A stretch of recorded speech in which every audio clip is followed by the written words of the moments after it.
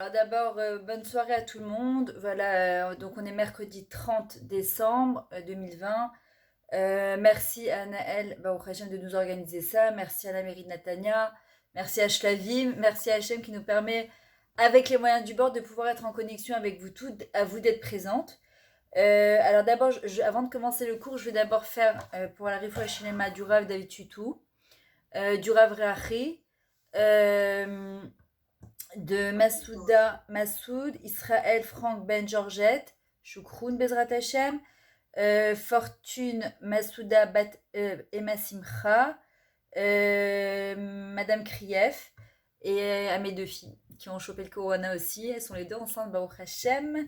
On n'entend que des bonnes nouvelles. Chedvar Rachel Bat Miriam et Mayan Sevilla Bat Miriam et Leda Kala Bezrat Hashem, Betor Kol Amcha Bat Israël Bezrat Hashem, qu'on n'entende que des bonnes nouvelles. Alors, voilà, comme vous avez vu, le titre du cours, c'était le couple en plein confinement, reproche ou rapproche. D'accord. On se reproche ou on se rapproche. Alors, comme elle expliqué à Naël, par rapport à ce qui se passe actuellement, moi je vois, je ne sais pas combien de contacts j'ai, combien de groupes j'ai. Je ne vous cache pas qu'aujourd'hui, je regarde plus tellement, sauf que voilà, quand j'ai envoyé un atelier, un cours, un YouTube, on rentre dans des grosses polémiques. Il faut faire très attention parce que le but de cette période-là, c'est, on sait très bien comme depuis toujours, ce qui nous a sauvés dans tous les moments de l'histoire d'Israël, c'est le shalom. C'est vraiment de se rapprocher et pas de se reprocher. Et comme je disais à Naël tout à l'heure, il y a un klal dans la Gemara, Mishera lo osera lacherim. Quand quelqu'un il est mal dans sa peau, il fait du mal aux autres. Donc quand on voit toutes ces polémiques enfin je sais pas, moi, j'ai pas trop le temps, la vérité, de m'arrêter sur ça. C'est vrai que l'histoire du vaccin a fait peur. Les rabbinim disent ça, les rabbinim disent pas ça. C'est nachon, c'est pas nachon. Les gens savent plus trop. Moi, je pense que chacun, il doit aussi. Alors, il y a Emunat Rachamim, c'est sûr.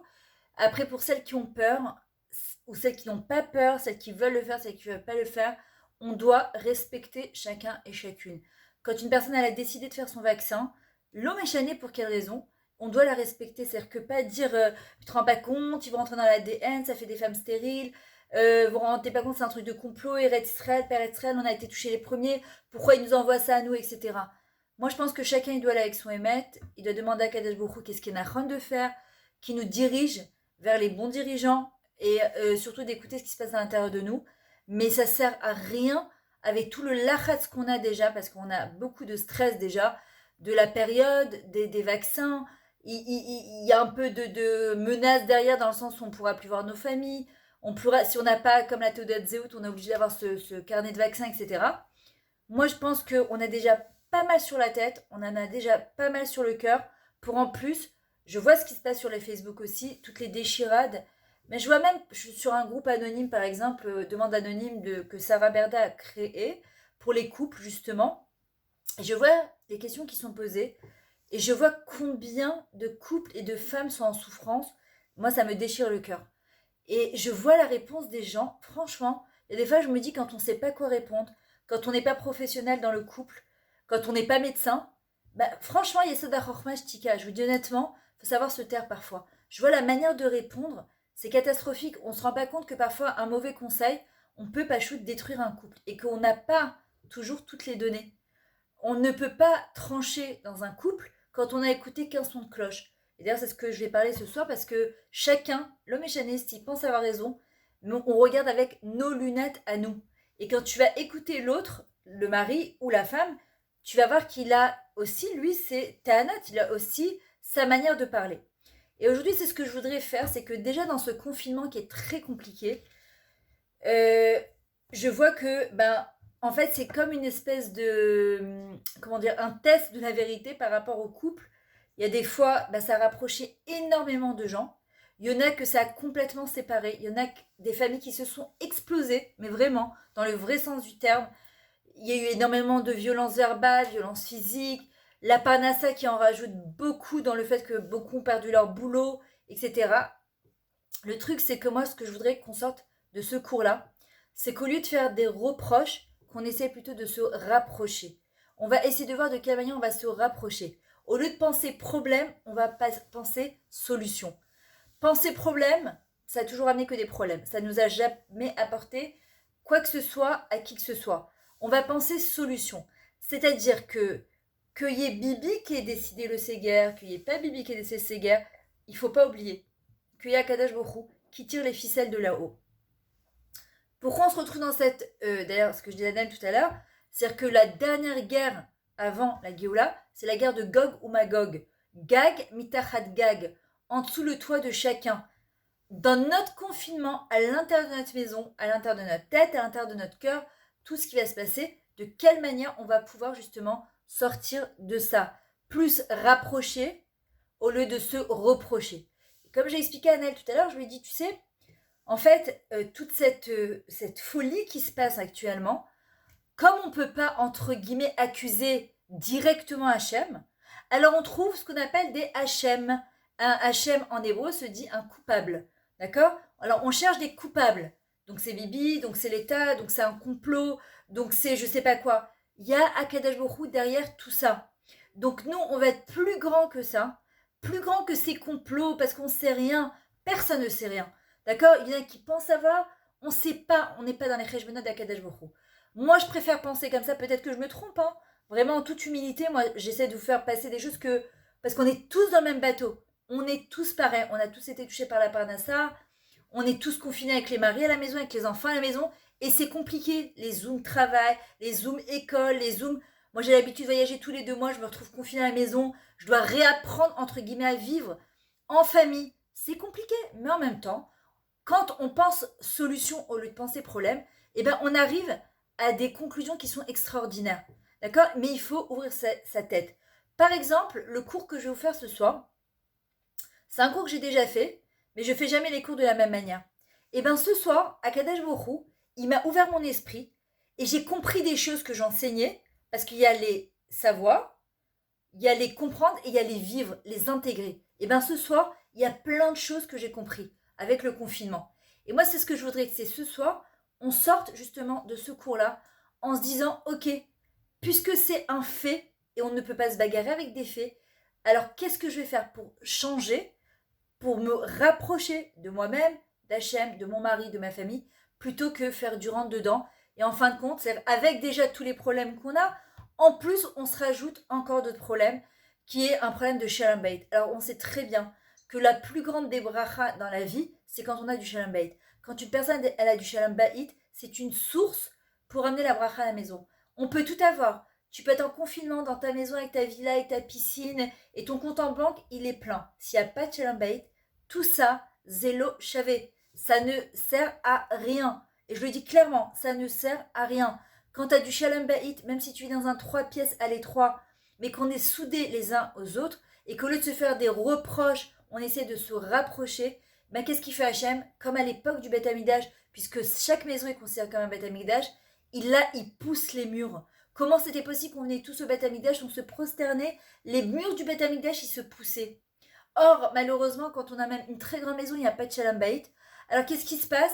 Eh bien, tout devient étroit, tout devient petit. Donc, moi, ce que je voudrais, c'est que l'homme échané, qu'on ait une grande ou une petite maison, c'est après Kadosh Baruch Hu qui décide, qu'il envoie la bracha à chacun, qu'on va essayer de se rapprocher. Déjà, la première chose, on voit dans la paracha de la semaine dernière, c'était paracha de Vaïgash, Yosef Hatzadi qui vient nous apprendre comment faire passer un message à une personne, comment il va faire passer un message à ses frères.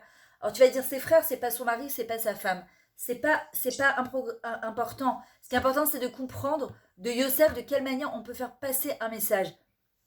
Quand il voit ses frères après 24 ans, Vaïgash, dans le mot Vaïgash, on a la racine Gimel Shin. C'est quoi Gimel Shin? Ce sont la même racine que Regesh, l'émotion, que Gesher, un pont. Quand il dit à ses frères Vaïgash, Geshu Elai, venez vers moi, ça veut dire que j'ai quelque chose à vous dire. C'est pas que j'ai pas quelque chose à vous dire. Mais le but de mon reproche, d'accord, de ma tochacha, de ma remontrance, c'est de me rapprocher de vous et de vous faire comprendre que toutes ces 24 années, même si vous avez été les gorems, c'est vous qui avez été les facteurs du fait que je me suis retrouvée en prison pendant 24 ans, sachant que j'étais orphelin de ma mère, que mon père, il est Betsahar, de savoir que son fils, il pense qu'il est mort, alors que moi, je sais que je ne suis pas mort et que je vais le revoir. Remettez-vous en question.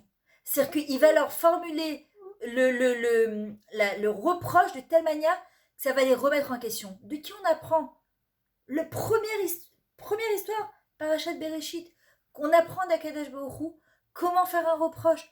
Il va pas faire peur à Adam et Chava quand il va voir qu'ils ont fait la première faute la plus grave qui va nous plonger dans 6000 ans de galoute. Il va simplement leur dire Ayeka. C'est quoi Ayeka?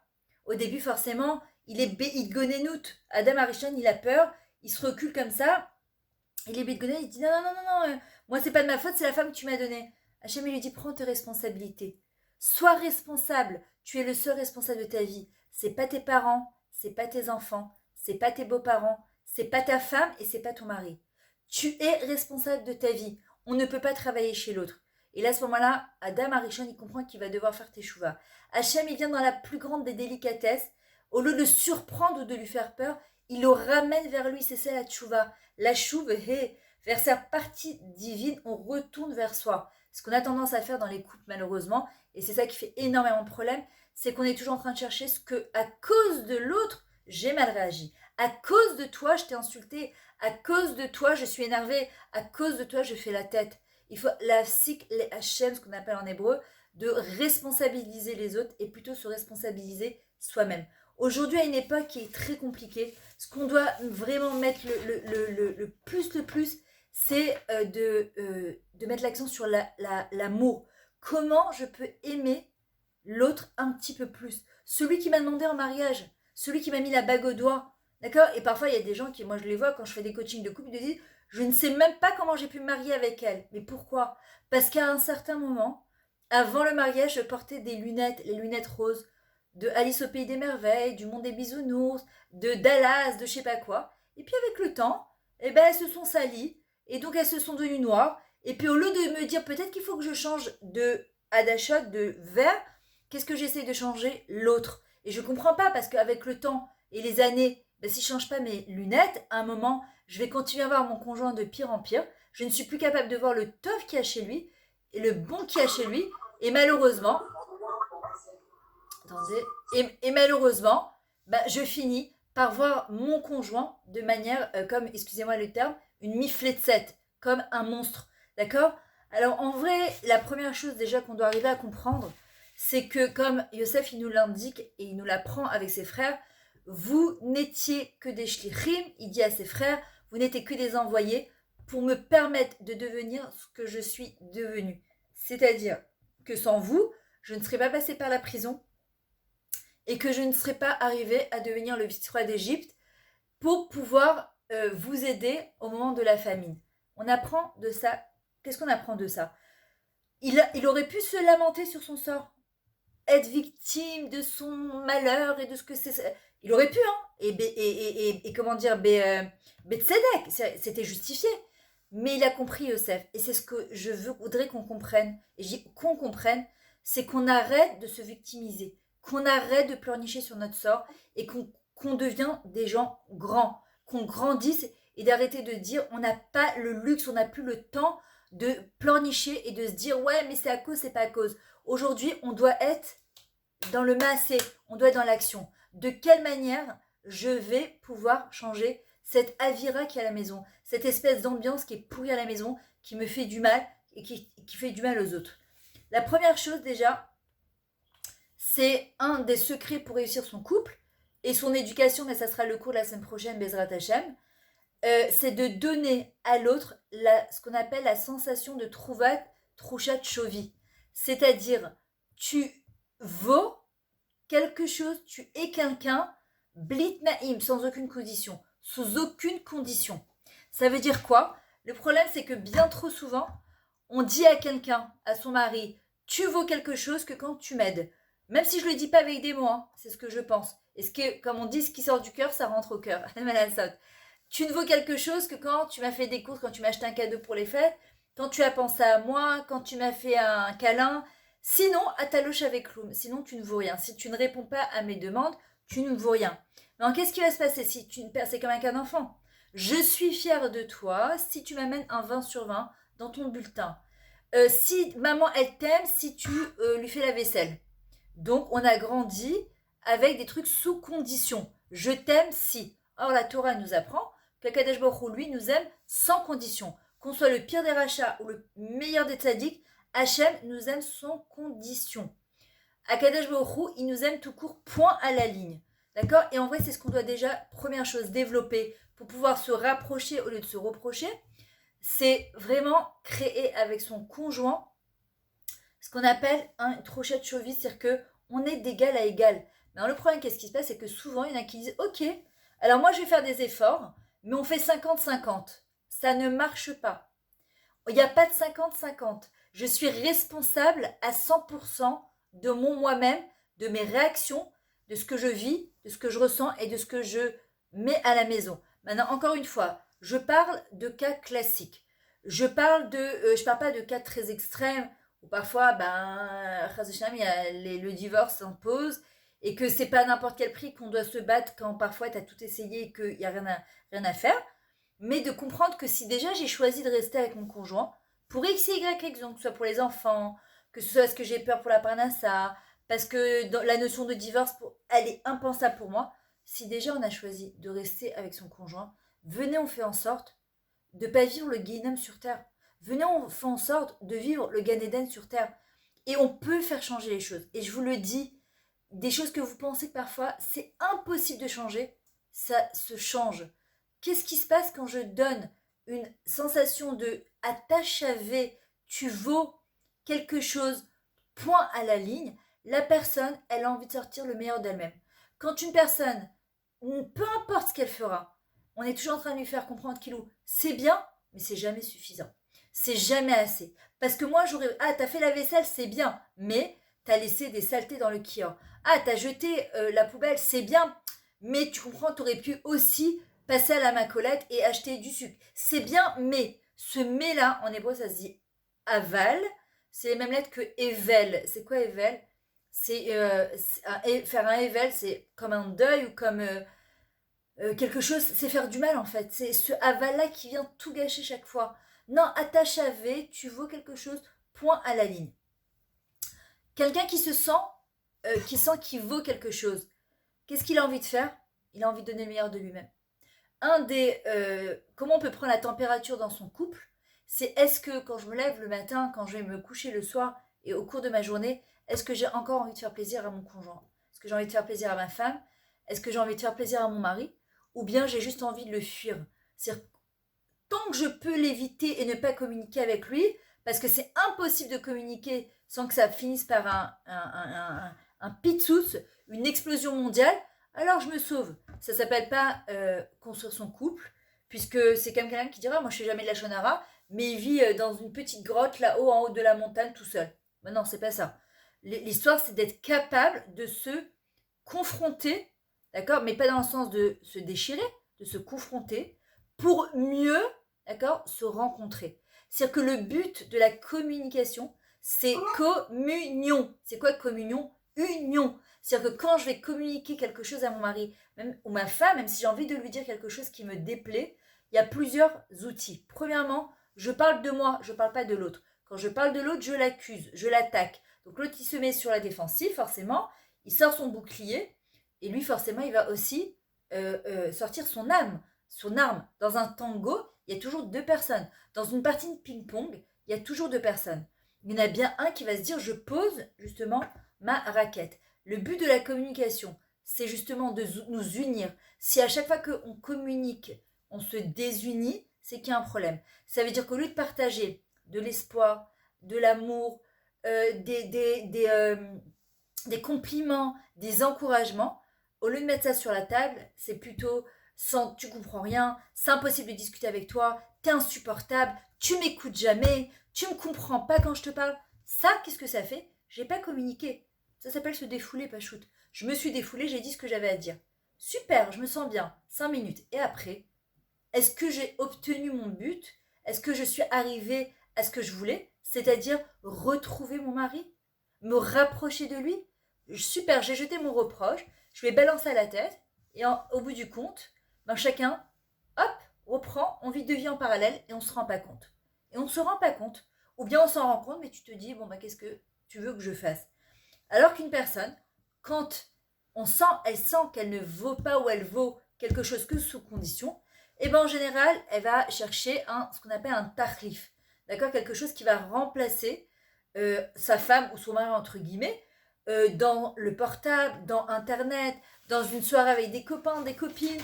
Non, ce qui se passe, c'est qu'aujourd'hui, avec le confinement, il n'y a pas trop où aller. Il y a pas les anivroirs. On ne peut pas fuir. Le mot brecha en hébreu, ce sont les mêmes lettres que bechira. Au lieu de fuir, on va choisir. Ou bachartem bachaim. Si déjà j'ai décidé de rester avec mon mari dans la même maison, j'ai choisi de vivre, pas de survivre. Souvent, on est ce qu'on appelle en srida, en sordim et achaim, on est en mode survie. Moi, je veux pas qu'on soit en mode survie. Si déjà je suis dans la même maison avec mon mari, je veux vivre mon couple, je veux vivre mon éducation, je veux vivre ce confinement. Je veux pas attendre simplement qu'il passe, puisque ça va faire déjà 1 an que ça a commencé. Alors quoi, si je suis... Donc c'est quoi, 1 an de ma vie que j'ai mis à la poubelle? Donc jusqu'à la fin de mes jours, je continue à vivre avec mon conjoint en me disant, bon, jusque ça passe, bah, qu'est-ce qui va passer? C'est ma vie qui va passer. Ou bien je peux décider que les choses elles vont changer. Maintenant, qu'est-ce que je dois donner comme sensation à l'autre pour pouvoir communiquer? D'abord, lui donner du RR, de la valeur. C'est-à-dire aller chercher ses points positifs. Pour ça, il faut être aussi capable de le faire pour soi. C'est quoi le RR? Aïn, rare. C'est quoi une rare? Aïn, c'est l'œil. Rare, c'est tendre. Il faut que j'ai un œil tendre par rapport à l'autre. Si j'ai un œil qui est dur, je ne vois que ce qui va pas et que je ne suis pas capable de voir le bien, donc forcément, l'autre, il sent que justement je le juge. Parfois, tu vas dire non, je le juge pas. Si, il y a des fois, on juge de l'intérieur. On ne se rend pas compte. Il y a des fois, on dit rien, mais de l'intérieur, on juge. D'accord? Et l'autre chose, c'est que je peux ne pas penser comme mon mari. Mon mari peut ne pas penser comme moi. On a du mal avec ça. C'est ce qu'on appelle de la tolérance. C'est ce qu'on appelle de la sovlanout. La tolérance et la sovlanout, elle amène à la savlanout, à la patience. Il a le droit de ne pas penser qu'à moi. Vézé Bécéda Gamour. C'est très bien. Peut-être que j'ai à apprendre de lui. Qui a dit que je détenais la vérité absolue? On croit parfois détenir la vérité absolue. L'intelligence dans un couple, c'est qu'il y a la femme A, le mari B. Et le problème, c'est que qu'est-ce qu'on essaie de faire? A, il veut impacter sur B ou B, il veut impacter sur A. Non, il faut trouver C. Parce que moi, en tant que Myriam Metoudi, en tant qu'individualité, je suis là. Mon mari, Meir Metoudi, en tant qu'individu, il est là. On s'est mariés, on a créé une unité qui s'appelle C. Et sur ce C-là, on va essayer de trouver ce qu'on appelle un terrain d'entente. Il y a des fois, oui, il faut se faire petit, se dire, ok, je suis prête à écouter, et je suis prête, tu sais quoi, allez, on va aller dans ton sens. Il y a des fois, c'est pas possible. Donc, on va essayer quoi de faire? De trouver un terrain d'entente qui va convenir aux deux. Comment on va trouver un juste milieu pour les deux? Maintenant, c'est évident qu'il y a une chose qui est sûre, c'est que je ne peux pas travailler chez l'autre. Le problème, c'est que souvent, on est d'orèche, on exige de l'autre le changement. Je ne peux pas exiger quoi que ce soit comme changement chez l'autre. Tu vas me dire, oui, mais si moi, ça ne me convient pas. Il y a 3 solutions. On peut demander de la considération. Chez Yele Irpatlecha Memeni, je donne un exemple. Tu supportes pas la cigarette et ton mari, tu l'as connu, il fumait déjà.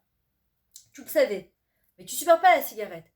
Et tous les jours, c'est la même. Moi, je vois dans des couples. Mais c'est pas possible à fumer dehors. Mais, je peux pas l'odeur de ta cigarette sur ta... Maintenant, à un moment, il faut être racham et casser ce magal. Si on est tout le temps dans le même schéma et qu'on voit qu'au bout de 5 ans, 10 ans, 15 ans, c'est les mêmes sirotes, les mêmes conversations, les mêmes reproches, est-ce que ces reproches, ils nous ont rapprochés ou plutôt ils nous ont éloignés? En général, ce sont le style de reproches qui nous ont complètement éloignés.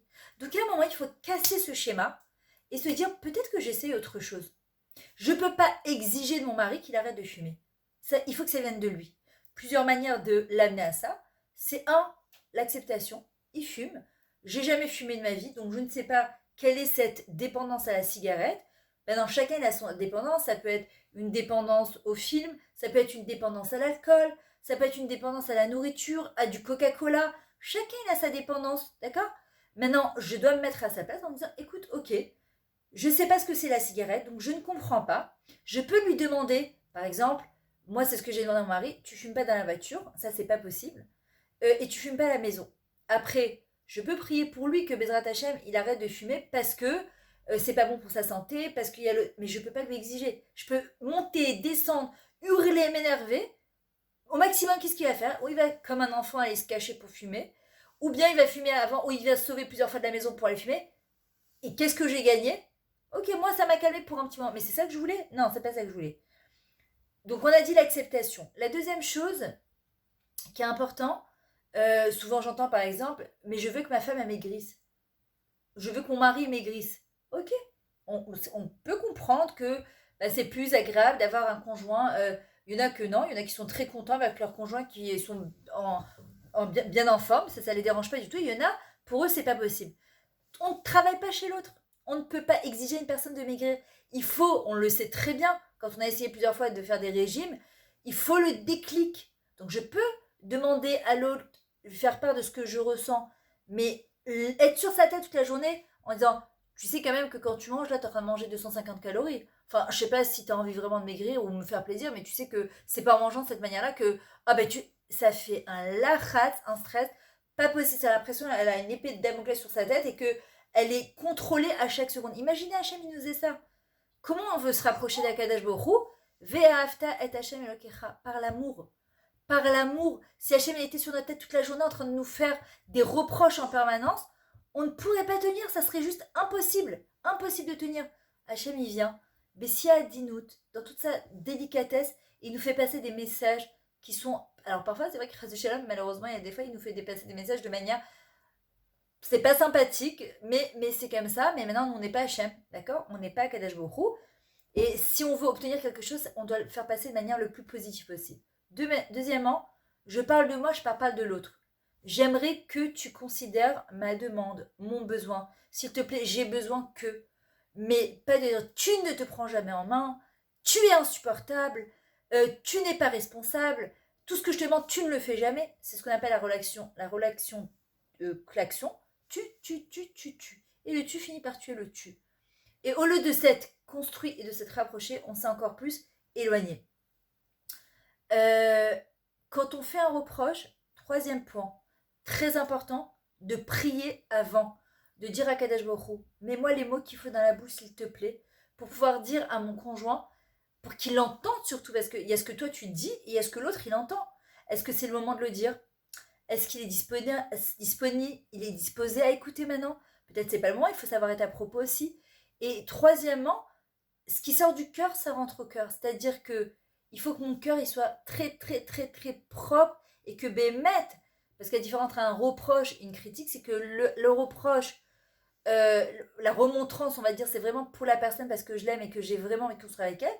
La critique, par contre, c'est exactement le contraire. Ça casse, ça enterre le mot bicorette en hébreu. Une critique, c'est du mot kever.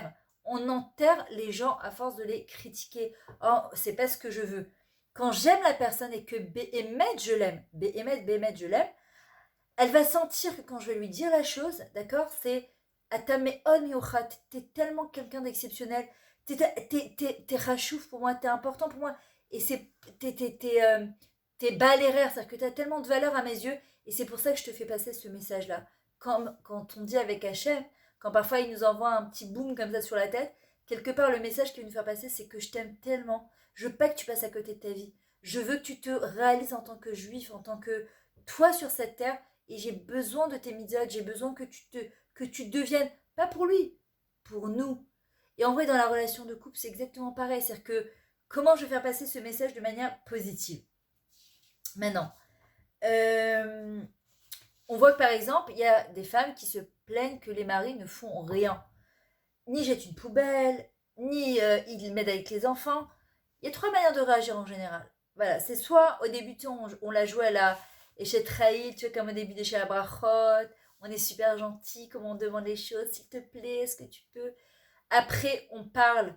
Alors, on n'est plus au stade des trail, on est plutôt au stade de. On se retient parce qu'on ne veut pas faire la guerre à la maison. Et puis, à un moment, bah, on est comme une explosion, une cocotte minute en explosion, sous pression, et puis ça finit par exploser. Maintenant, en général, il y a trois choses. On a dit, on ne peut pas travailler chez l'autre. En, davar, kazé. On a du mal à accepter. Moi, je vous le dis, même moi, c'est quelque chose que j'ai écouté, entendu, étudié, avant que, entre ce que j'entends, j'accepte et je commence à intégrer, Ça m'a pris du temps, je vous dis honnêtement. Parce que tu te dis, comment ça, je peux pas travailler chez... D'accord, je travaille pas chez les autres, mais j'ai quand même le droit de lui demander. Oui, tu peux demander, mais tu peux pas exiger. Le problème, c'est qu'on croit qu'on ne fait que demander, alors que notre manière de demander, elle exige, en fait, le changement chez l'autre. Le changement, je dois le prendre la responsabilité à 100% que sur moi. Je ne peux pas travailler chez l'autre. C'est un fait. Donc, qu'est-ce qui va se passer? Soit ça va être des bagarres toute la journée, et donc à un moment, t'en peux plus de ces bagarres, donc tu vas te retenir, puis à un moment, bah, ça va plus tenir. Soit, bah, à un moment, on décide de divorcer parce qu'on se dit, bon, bah, moi, je peux plus vivre comme ça, donc c'est pas possible. Et c'est pas dit qu'en divorçant, on va trouver mieux ailleurs. Comme on dit, on sait ce qu'on laisse, on sait pas ce qu'on récupère. Et en plus, c'est que si on n'a pas fait le travail qu'on devait fournir dans notre couple, en général, tu retrouves la même chose en pire ailleurs. Et la troisième chose, eh ben, c'est de poser les armes. On décide d'arrêter de se tirer dessus. Alors, je vous donne un exemple, même pour moi-même, sur moi-même, c'est que moi, je me disais, mais moi, je fais pas de reproches à mon mari. Je ne m'énerve jamais. Vous pouvez lui demander, je m'énerve pas, je crie pas, enfin, en tout cas très peu. Mais parce que moi, mon caractère à moi, et c'est ce que j'ai compris il y a pas longtemps, c'est que mon caractère à moi, j'ai beaucoup de hipouk, j'ai beaucoup de retenue. C'est-à-dire, celles qui me suivent dans mes cours, vous ne m'avez jamais entendu dire quelque chose de pas gentil à quelqu'un, enfin, en tout cas, j'espère. J'ai beaucoup de retenue, même si quelqu'un il va m'agresser ou quelqu'un il va m'envoyer un message sur Facebook pas sympa, j'ai de la retenue. C'est un cadeau qu'Hachem m'a fait. Le truc, c'est qu'il y a une autre manière d'attaquer. Il faut le comprendre, c'est-à-dire que je peux me taire, hein, mais le fait de me retenir de l'intérieur et en fait de ne pas être entière avec ça, en fait, c'est une autre manière d'attaquer en silence. Si je fais la tête, si je réponds pas, si je ne parle pas pendant 2 jours, si je deviens froide, s'il n'y a plus d'amour ou de complicité qui passe à ce moment-là, c'est une autre manière d'attaquer. Lui va attaquer avec peut-être avec sa bouche en étant agressif, en s'énervant. Moi, je me referme comme une huître et j'attaque d'une autre manière. Alors tu vas dire, mais non, t'attaques pas. Si, c'est une autre manière d'attaquer.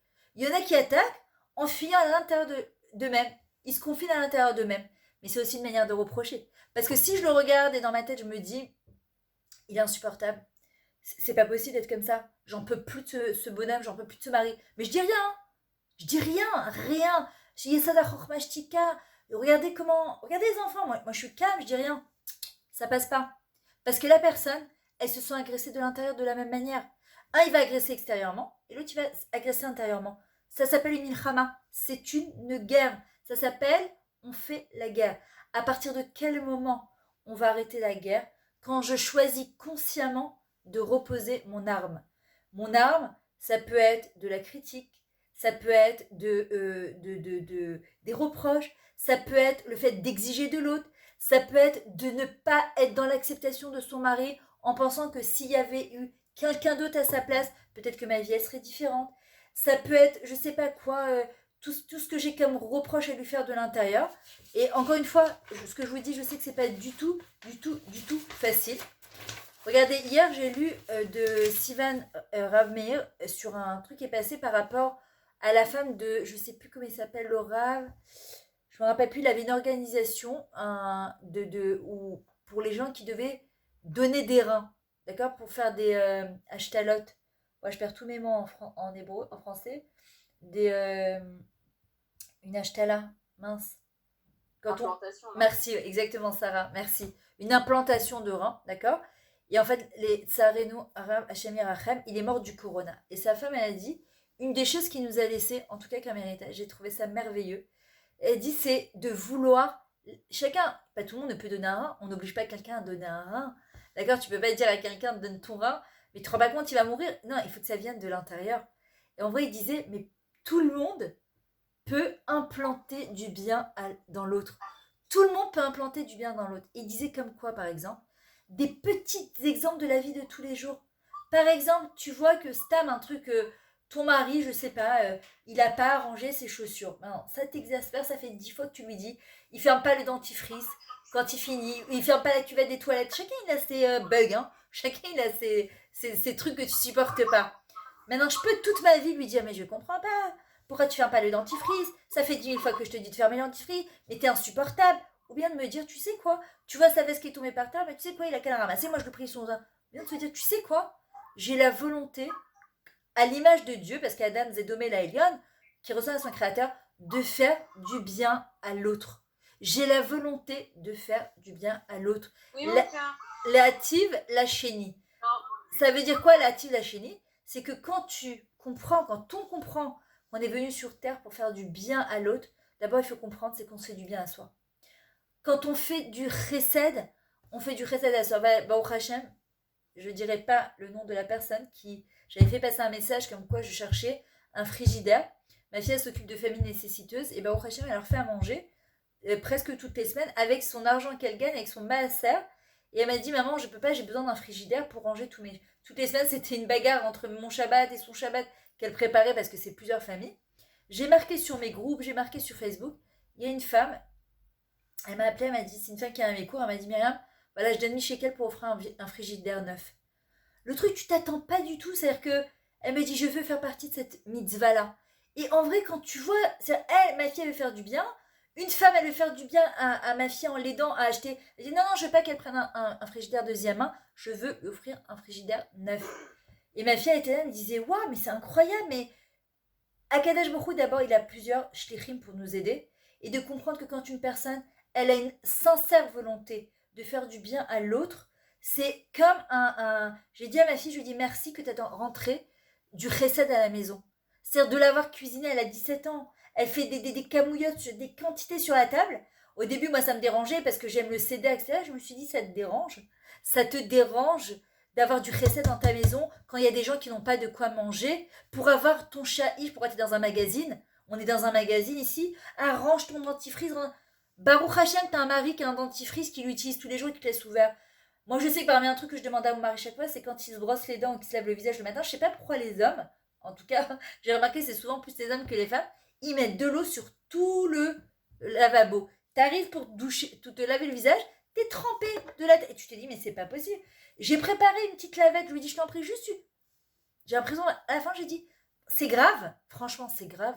Si on se prend la tête pour des trucs comme ça, mais quand il va y avoir des choses beaucoup plus importantes, comme le confinement, quand on a des trucs à régler, un enfant à régler, la parnasse à régler, mais alors, on n'a pas le temps de perdre son temps et on n'a pas ce luxe-là de se prendre la tête pour des petites choses. Il faut qu'on mette notre énergie pour des grandes choses.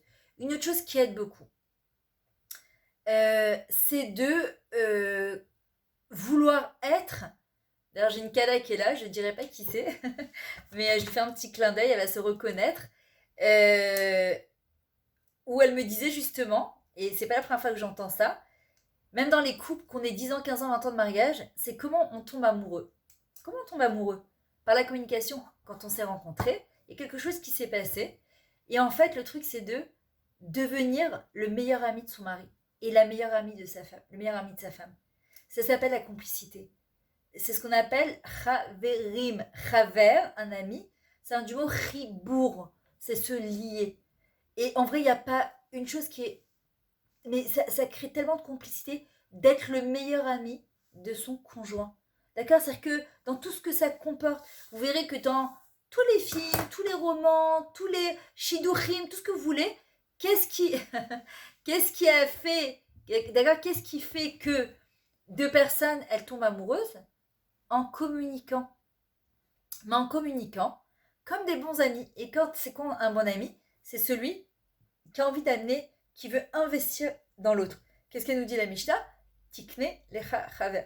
Achète-toi un ami. C'est quoi achète-toi? Investis. C'est un investissement. Le couple, ça doit être notre projet de vie. On est prêt à investir dans nos maisons, payer des mashkanta. Notre projet de vie, c'est notre conjoint. Pourquoi? Parce que quand tu es bien avec ton meilleur ami, qui s'appelle ton mari, tu es bien à l'intérieur de toi. Tu as de la force pour gérer tes enfants, pour gérer ta parnassa, pour gérer ta maison. Tu peux avoir toutes les femmes de ménage de la terre et tout l'argent qui...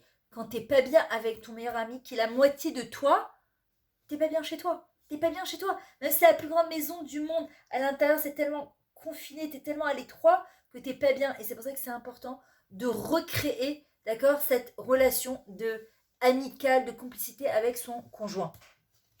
Maintenant, il y a une chose qu'on peut vérifier aussi. Souvent, parfois, tu te dis c'est pas possible.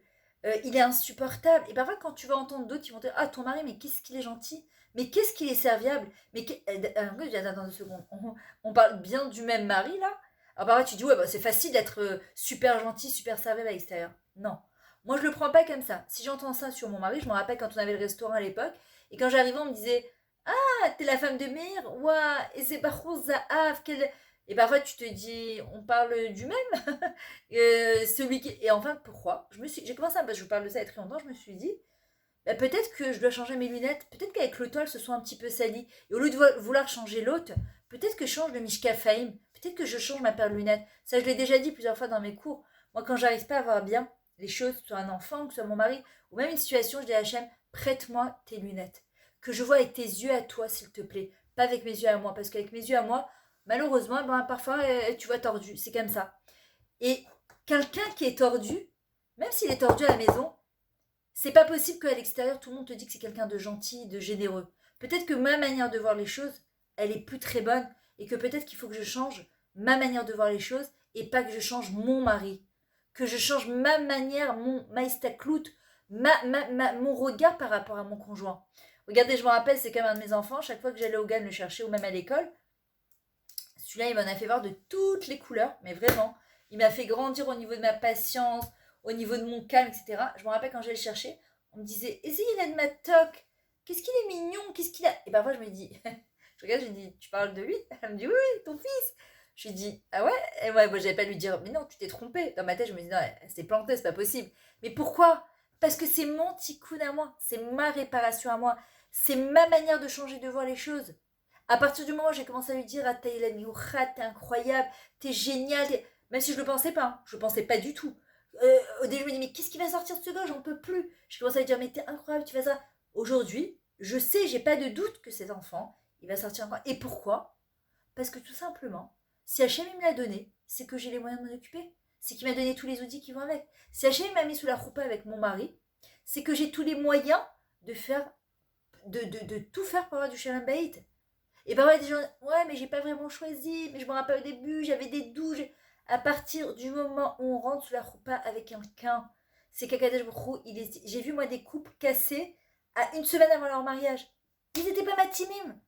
Ça fait mal, mais il y a des fois des gens, jusqu'à la veille de leur roupa, ils ont eu des doutes, et ils se sont quand même mariés.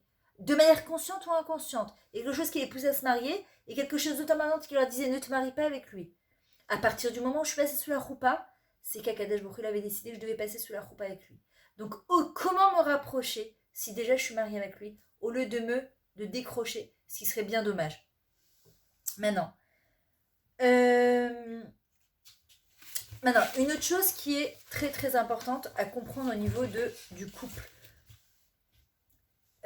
Déjà de comprendre, je sais que c'est très dur ce que je vous dis, on a du mal parfois à l'accepter, mais je vous assure, pour le travail personnel que je fais sur moi, j'ai essayé plein de trucs. Hein. Je vous ai dit, tu peux essayer option divorce, tu peux essayer option bon, je prends sur moi, je vais la jouer à la échette trail, je me sacrifie pour mon mari et mes enfants, mais à un moment ça va pas tenir.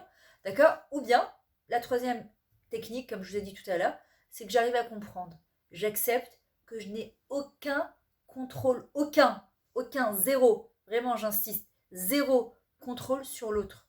Zéro contrôle sur l'autre. Je ne peux pas exiger à quelqu'un de changer. Deuxième point, il n'y a pas de 50-50. Il y en a qui disent, ok, tu sais quoi, je suis prête à faire des efforts, mais à condition que, hop, on rentre dans une milchama. À condition que, on y re-rentre dans une milchama. Shumdava, je décide de prendre ma responsabilité et d'être dans mon travail personnel à 100% et de donner à 100% sans rien attendre de l'autre. C'est ce qu'on appelle de l'amour. Amour, c'est, regardez avec nos enfants, ils sont ingrats, ils nous font sortir les cheveux blancs avant l'âge, ils nous en font voir de toutes les couleurs, et t'en peux plus, tu dors pas ni le jour ni la nuit. Et pourtant, on continue à donner. Pourquoi? Parce que ce sont nos enfants, on donne de manière inconditionnelle. Nos maris, on se dit, celui-là j'ai récupéré à 20 ans, 30 ans, il va pas me casser la tête s'il rentre chez sa mère. Ben non, parce que nos enfants, eux, ils partent, ils font leur vie. Nos maris, ils partent pas, c'est la moitié de nous-mêmes. Donc quand j'accepte ça, je n'ai pas de contrôle et je suis prête à donner à 100% sans rien attendre de l'autre. Et c'est pas facile. Il faut prier pour ça. Il faut demander à Kadash Baruch Hu de nous permettre de voir le tov, le bon qu'il y a chez l'autre de l'intérieur, pas de l'extérieur. Par exemple, il y a aussi une chose qui est très importante sur laquelle je voudrais mettre le doigt, par rapport à la religion. Souvent, la Torah, j'ai vu que malheureusement, au lieu de rapprocher, elle désunit dans un couple. Il y a des couples parfois qui se marient, ils ne sont pas du tout religieux, puis l'un des deux qui va commencer à avancer. Ou parfois, ils se sont mariés, je l'ai vu aussi, où le garçon, il était super religieux, la fille super religieuse, et puis à un moment, il y en a un des deux qui a décroché, pour x, y raison, hein. Parce qu'en fin de compte, il s'est rendu compte que ça lui parle plus, etc. Et en vrai, tu peux imposer et hurler et te dire que tu t'es fait rouler et dire à ton mari oui, c'est pas comme ça que je voudrais que tu fasses ton Shabbat comme ça, je voudrais que tu fasses ton étude comme ça, je voudrais que tu fasses tes 3 tefilot par jour. Tu vas te dire, mais c'est son Avodat Hashem. Tu te dis, oui, mais d'accord, mais moi je suis concernée. Je suis concernée, il y a moi, il y a les enfants. Je vais vous dire, de ce que j'ai vu autour de moi, des couples qui s'arrangent très très bien comme ça. C'est-à-dire qu'ils sont dans l'acceptation totale de la place que chacun il a. Ils sont pas là à essayer d'imposer à l'autre. C'est-à-dire que s'il veut étudier, c'est son problème. S'il veut pas, c'est son problème. Je l'encourage quand il étudie. S'il veut pas étudier, je ne peux pas imposer à mon mari d'étudier la Torah. Je ne peux pas lui imposer de faire 3 filotes par jour. Nous aussi, on a des difficultés. Comme un mari ne peut pas imposer à sa femme de se couvrir la tête, ou d'être signou, ou de faire autre chose. On doit trouver un commun accord. D'accord. Mais l'étude de la Torah, c'est sa mitzvah à lui. Maintenant, comme on nous a appris que Ishak Shira, Lachet Ra'il, elle doit pousser son mari, etc. Oui, elle doit pousser, mais elle ne doit pas l'enfoncer. Elle doit l'encourager. Mais c'est pas mon fils, c'est mon mari. C'est on marche main en main, main dans la main ensemble. Et j'ai vu mieux que ça. C'est qu'à partir du moment où tu lâches prise,